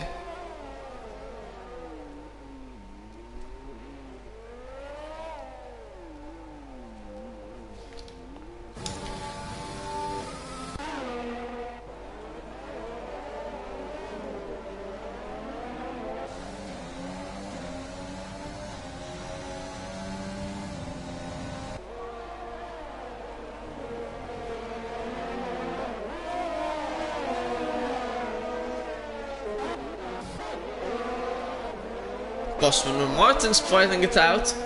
Martin's able to get ahead of Bosman Pickle, who almost looked like he was going to fight that back on the outside, taking a very wide line, unnecessarily wide. I'm not sure if he picked up some throwing damage because of such a wide line. Yeah, I think he has. But throwing damage on both sides, Bosman Pickle does.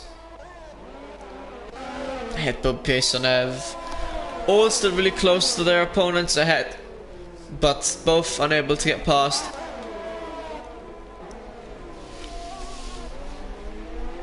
Murph Martin down 4 seconds on his teammate.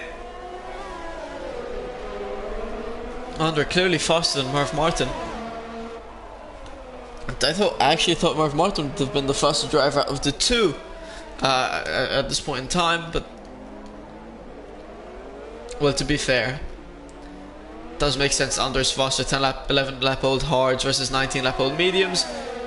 On board with Hit Bumpier. Ooh, does not risk a dive bomb into Saint Devoe smartly enough. It was too far back.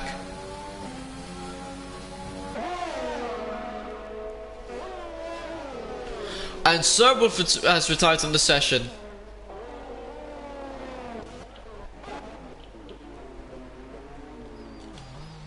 And if you go on board the Half Shot Ferry, we've got a full course safety car. JT Gelato getting a free pit stop. It seems, I think, yeah, Serbov lost it during the swimming pool. Oof.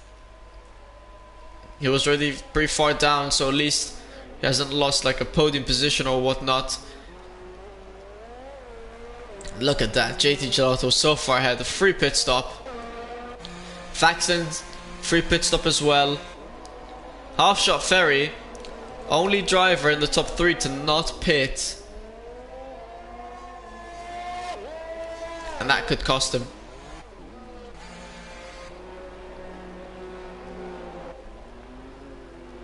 Now Half Shot is right behind JT Gelato. JT, fresh softs. Faxland, fresh softs. Half Shot Ferry, 20 lap old mediums. Sonev, 20 lap old mediums. Andre, 12 lap old hards. Dexacinio decided to pit onto softs. Had Bumpier, Merv Martin all decided to pit as well. It seems like from 6th onwards they all decided to pit. I say actually, Tan did not. And stayed out, gained quite a few positions. The Roy Martins. The Roy is actually pitting again. And Boston Pickle as well. To be fair, when you're so far back, why not? It's a free catch up.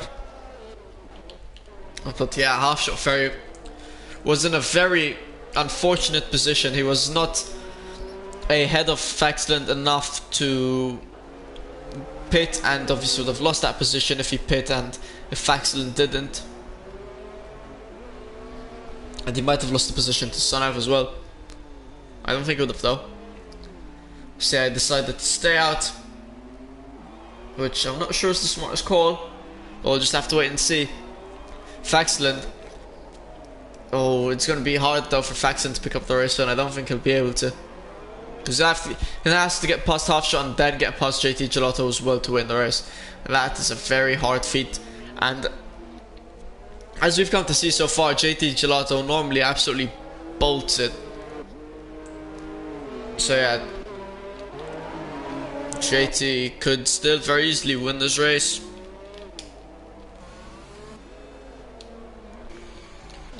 As now most of the drivers lining up behind the safety car. Still some catch up to do from the rest.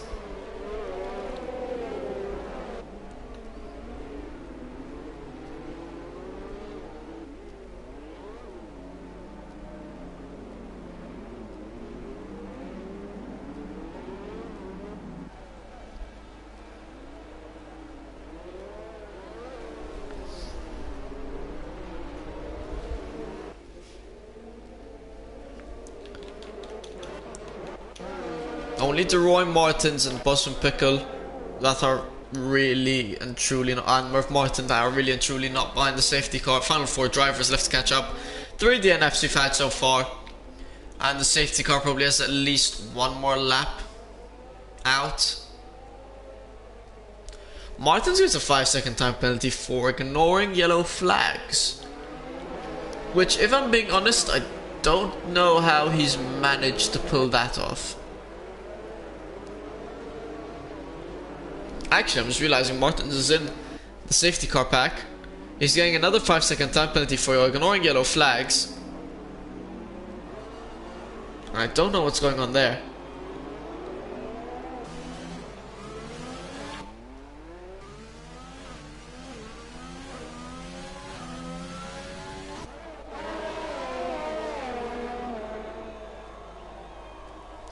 And Martins has been disqualified from the session for ignoring yellow flags. And I don't know what this is about. If Martins could tell me why he got disqualified.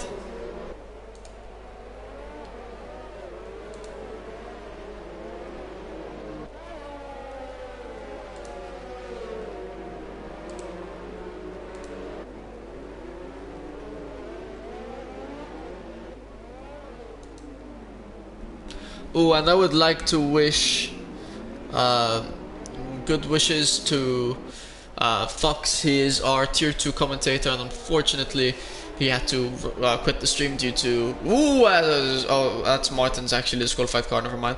Had to unfortunately leave the stream due to some personal issues, and I hope everything is okay on his end. While the safety car probably will be coming in very soon. Probably this lap.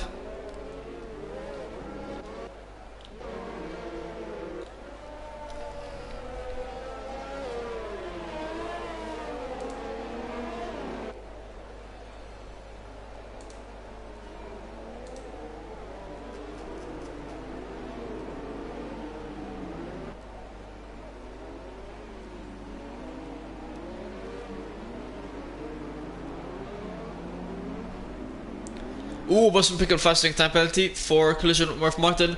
It probably was one of those safety car taps which we could remove as a time penalty. Martin's tried to unlap himself under safety car. I don't think the game allows that. Safety car is in, so I'll be discussing that in a mere moment as Faxon tries to take it down the inside of Half Shot Ferry in turn 1 and is able to do so. And now Faxon has to chase down JT Gelato. He's 2 seconds behind him. DRS opens up probably in a lap's time, so he's got a lot of chasing to do. But Faxon, under pressure, will be looking for this race, so he's going to be giving it his all for sure. Half Shot Ferry in third. Andre and Dexasinho fighting it alongside. Ooh, almost contact. Able to keep it clean.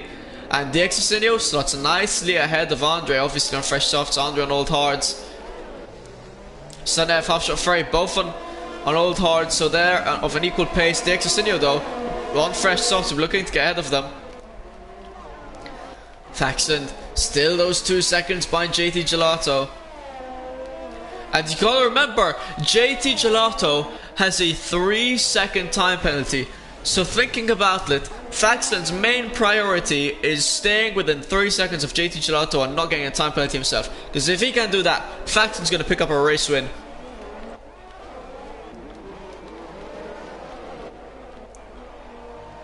I think Busman Pickle, lost his front wing again. I feel so bad for Busman Pickle. 5 stops, looking for 6 pit stop. Aye. Not the greatest.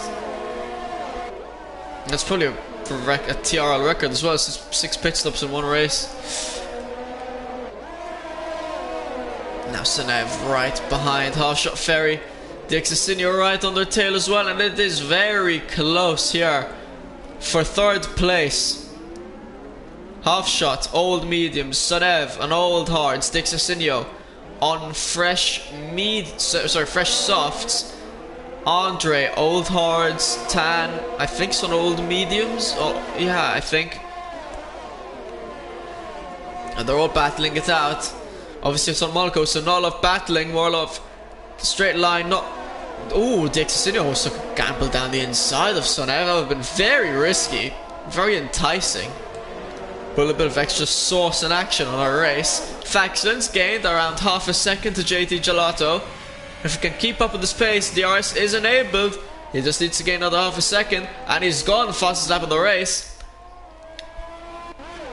He's got to be. He really needs to step. Oh, I just realized he's low on ERS. So is JT Gelato though. It's going to be very hard for Faxon to get within that 1 second range and use DRS, but it is possible, and that is Faxon's aim. Not to mention, it's also Faxon's aim to stay within a 3 second time zone of JT Gelato, not getting time penalty himself, so he can at least pick up the first place, not track position, but off time penalties.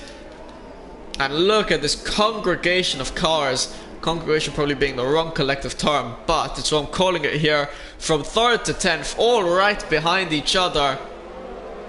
And JT Gelato's picked up another 3 second time penalty. So if Half Shot Ferry actually can step on the pace for just a bit, and Sanev and Dexasinho fighting it off. Dexasinho taking it down the inside of Sanev, very brave and able to get past. A very nice move from Dexasinho. But if Half Shot Ferry is able to step on the gas for 2 seconds, if he can get within 6 seconds of JT Gelato, then he could pick up a second place. But he really needs to step on it, and it's not like he's going to be able to. He's got 90% ERS, he's barely using it. But he is on old mediums, to be fair, and JT is on fresh softs. We've got 4 laps left, and Faxon's been actually lost around 2/10. They're both on basically 0 ERS. Andre Sanev finding it off. Oh, there's a bit of collision between Andre and Sanev. Luckily, no touching has happened. And quickly shifting our attention back to Martin. He's trying to unlap himself under the safety car, which I don't think the game allows. I'm not sure if you're even allowed to in real life. So that was why he got the ignoring yellow flag time penalties.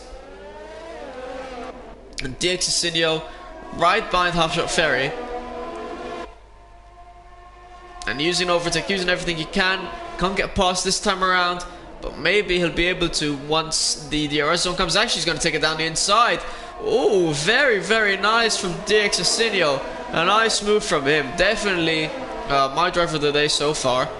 Position changes up 10 places. Managed to work himself into a podium spot. Very, very nice stuff from DXSinho. Faxon is now lost time. Although they're on the same percent of VRS, he's gone back from 1.5 seconds back down to 2 seconds. Oh, and Andre is needing to pit, and that is sad for him. Het Bumpier, 10-12-12, fighting it out. I think Het might have gotten ahead of Tan, I'm not sure. DeRoy, Murph Martin side by side. DeRoy not having the balls to stick it through. Would have been risky too. But it would look nice if he managed. So stays by Murph Martin. Now he's going to take it down the inside. No, he's not going to take it down the inside of Murph Martin. For a jolly wee of a second, I thought he was. Faxon now able to gain a bit more time. Oh, but remember, Faxon does not need to get past him on track position. DXSinho was able to get past half shot, but I'm pretty sure DXSinho has a 3-second time penalty of his own. I think actually he's got the 5-second time penalty of the safety car. I'm not sure. I'm actually gonna quickly check that out myself. And DXSinho, he's got, oh, well, that's a warning for track limits. It's a warning for track limits. He does have a 3-second time penalty for exceeding track limits. So to be fair, the chance of DXSinho getting second from Faxon is very unlikely. As now Senev looks to get past half shot Ferry. Can he do it down the inside? Not going to take it down the inside. He's only got 1 and a bit laps to do so. Almost 2 full laps to get past half shot Ferry. Het Bumpy, 10-12-12 from Martin DeRoy, all right behind each other. And half shot Ferry leading them on.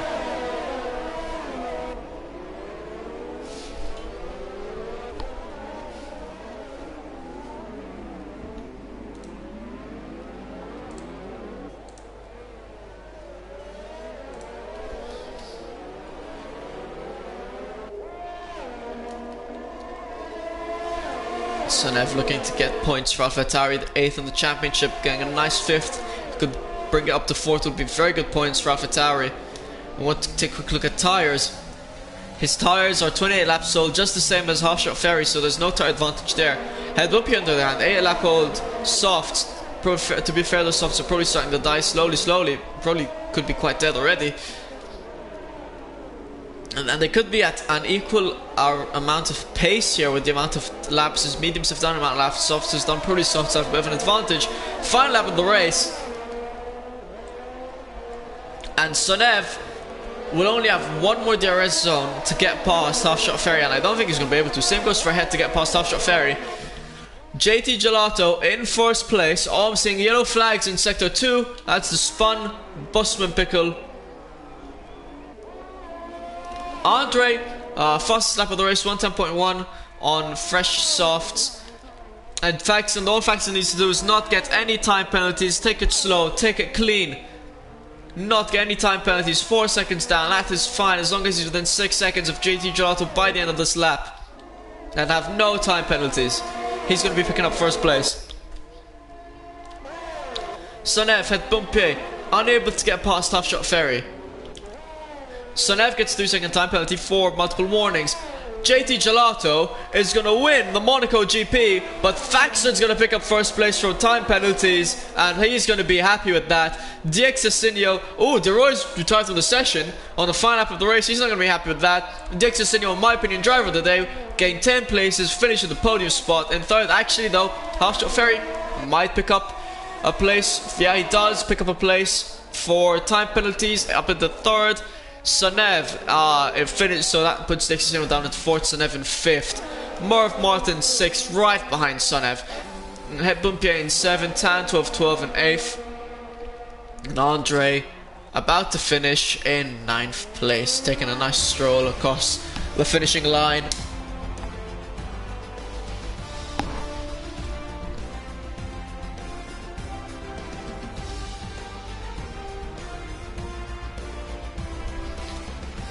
Game giving himself, game giving DXSinho, driver of the day.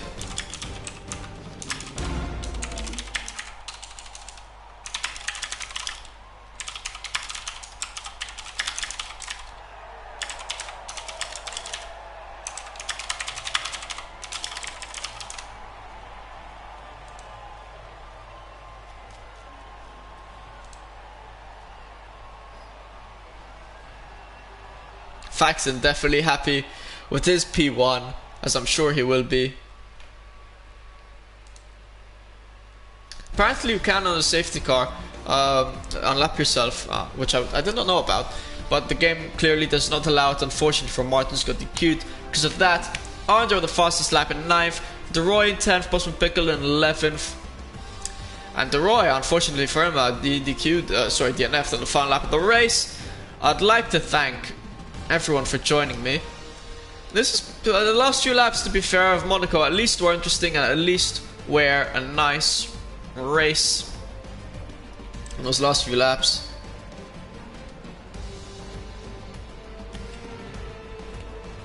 I thank you all for joining me. We'll see you all next week, and Godspeed.